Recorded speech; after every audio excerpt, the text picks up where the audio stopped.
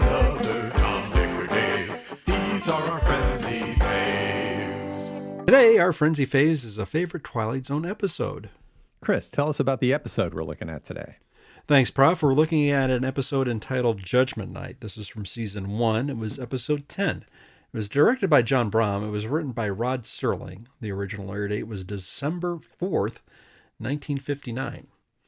For our cast, we have Nehemiah Persoff as Carl Lanser, Ben Wright as Captain Wilbur, Patrick McNee, who we just recently mentioned, was in this as the first officer. James Francisca was Lieutenant Mueller. Hugh Sanders was Potter. Leslie Bradley played Major Devereaux.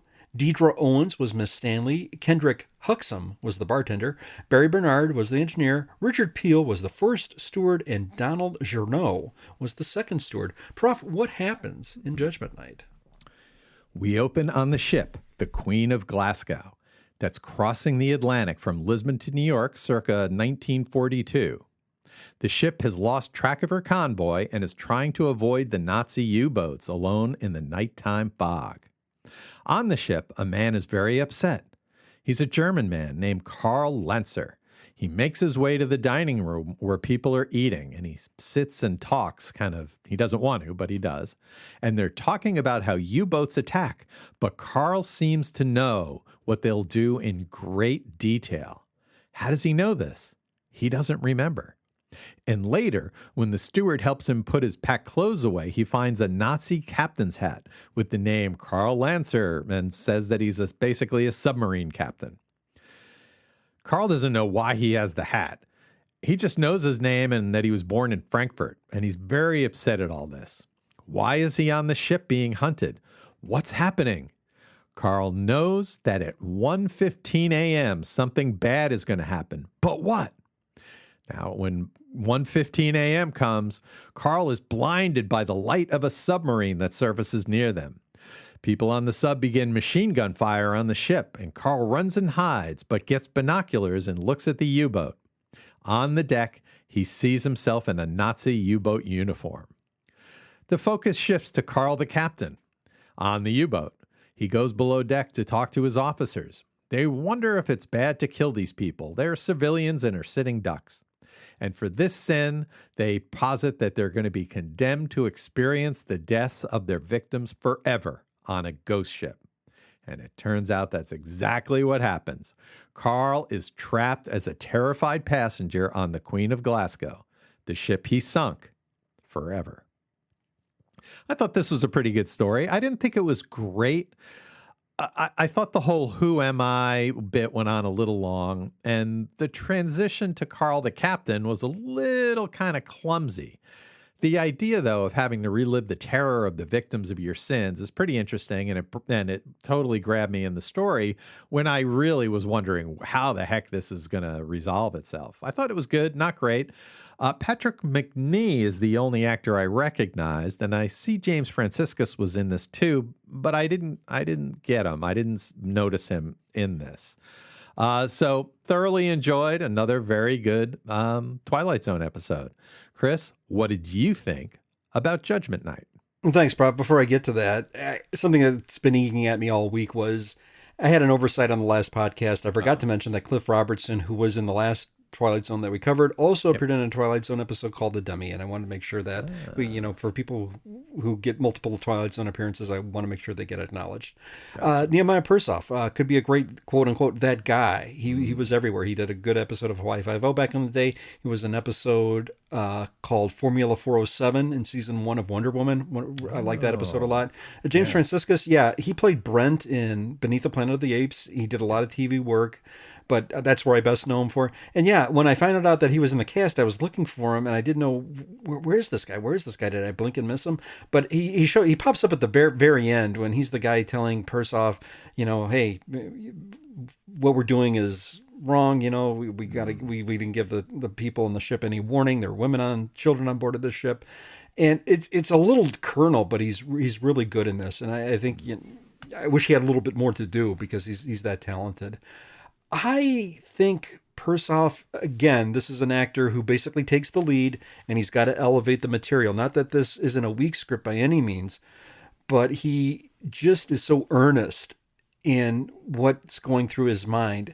He knows how to reel it in, because sometimes there are so many scenes where you can overact this little bit where you're questioning your sanity, but he does so in a very matter-of-fact way in some scenes, and in others he elevates it just to the right boiling point, and I thought it was really, really good. The other thoughts I had, McNee was good in this. It was so weird to see him in a quote-unquote American show because I best know him as John Steed from The Avengers, so it was nice to see him in this for what little he had to do. There's a charm that people have on these quote-unquote ships, if you will, where, let's get to know you, let's have a drink together, let's bond, let's play some cards, and I kind of like that, but Persoff wants nothing to do with that. And just to see how this unravels, and when he sees the cap, and then there we get that moment. This is an episode where Serling again looks at World War II, and you can see how this deeply affected him with respect to the script and his writing. This isn't the only episode where he addresses the sins of the Nazis and looking for them to get their quote unquote meting out justice, if you will.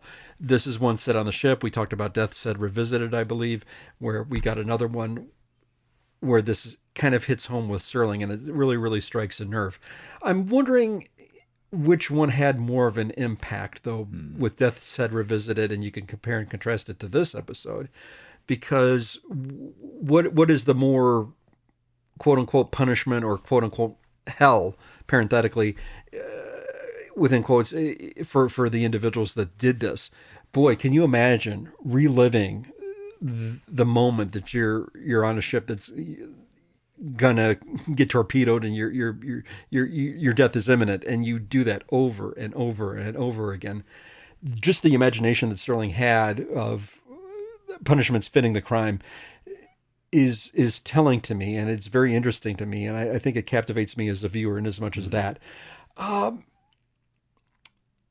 don't know where I'd rank it. Like you said, it maybe isn't quote unquote the greatest Twilight Zone ever. I don't even know if you'd put it on the top 10, but I do think it's worth viewing, and I do think, in as much as Serling had so many episodes that dealt with World War II, and as a backdrop, and here's another one, that there's so much commentary here, but I don't think it necessarily hits you over the head, if you will. So I liked it in as much as that, and I thought Niemeister Persoff's performance really elevated this to another level that made it much more enjoyable.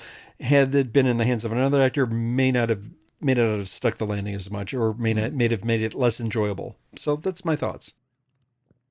I think it's interesting that this is, 15 years after World War II ended, and they're still telling stories about World War II, just like it's still in the news. I think that's, the impact, and I think it's interesting culturally to see how very different the culture was back in the, 1960s, 1950s, post-war, than it is today, because something like, we get over things so fast.